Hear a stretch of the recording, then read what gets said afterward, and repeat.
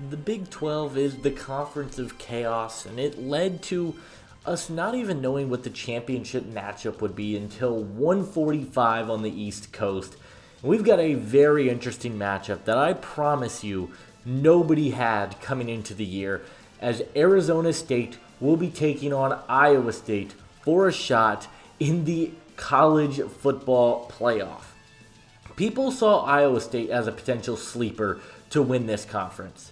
Nobody saw this type of run from Arizona State, and what Kenny Dillingham has done with this program has been absolutely remarkable.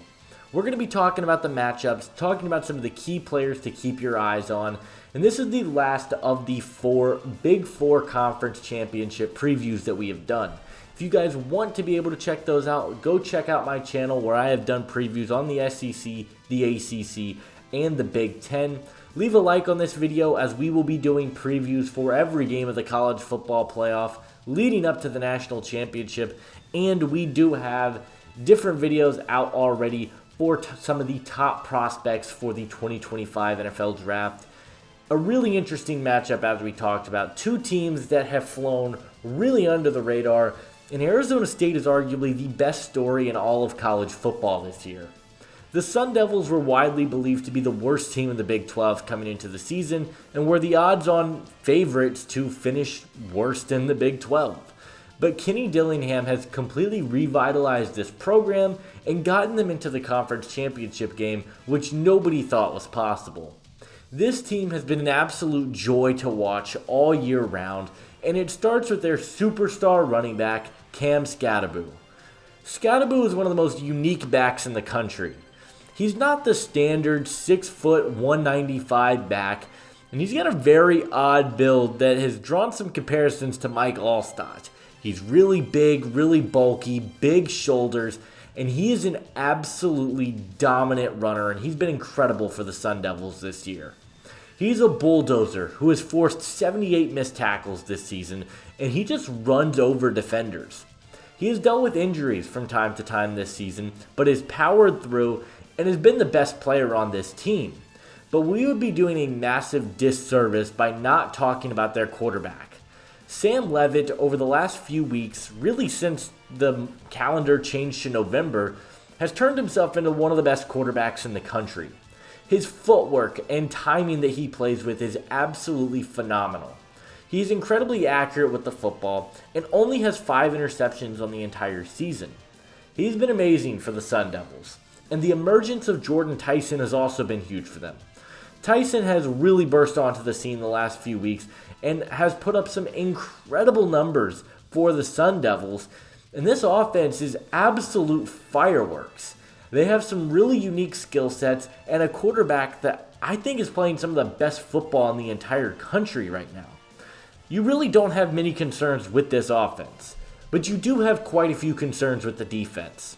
They've had flashes, but have been pretty middle of the pack most of the season, particularly as a pass rushing group. They only have 22 sacks as a team this year. They're going to need big performances by their offensive playmakers if they are going to win this game, because I don't really trust the defense to get enough stops. Nearly every one of their games this season has been within 10 points, and they have made just enough plays to win. But I don't think a game that close is going to fly in the championship, especially when you're facing a red-hot Iowa State team. Iowa State has reached 10 wins for the first time in program history and have been a super unique team to watch. They haven't necessarily been this elite team all year that is set at the top of the conference, but they have one of the more balanced attacks in the nation. Their offense in particular is incredibly balanced and incredibly versatile. It starts with their wide receiver group. Jalen Noel and Jaden Higgins have been on this team for quite a while, and they have one of the best wide receiver duos in the FBS.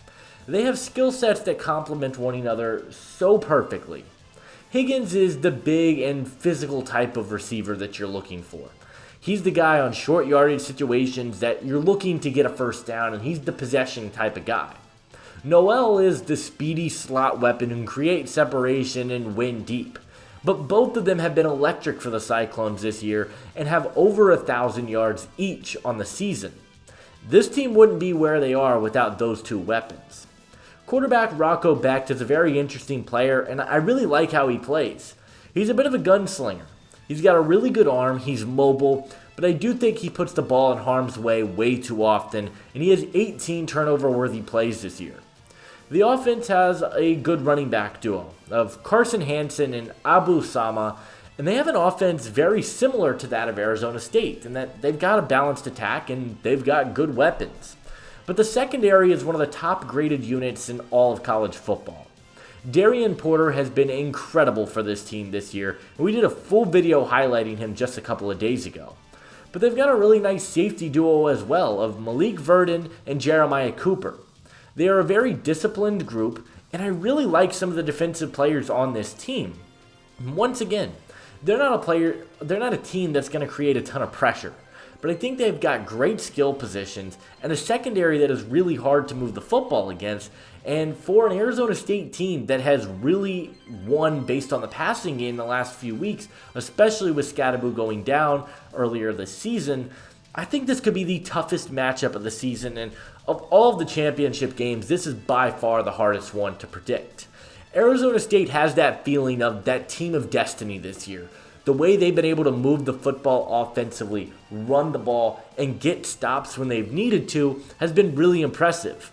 I think they're really well coached as well, and Kenny Dillingham relates to these players in ways that not a lot of coaches are able to do, and that's definitely saying something. But this Iowa State team, I think, is really underrated and has flown under the radar most of this season. We mentioned the weapons and the quarterback, and I do think that matters. And Rocco Becht, for what it's worth, yes, he puts the ball in harm's way a little bit more, but he shouldn't be pressured much in this game. Arizona State is not a team that's going to really hurry the quarterback and force him into tough decisions. And if you leave these wide receivers one-on-one, I think they're going to make you pay.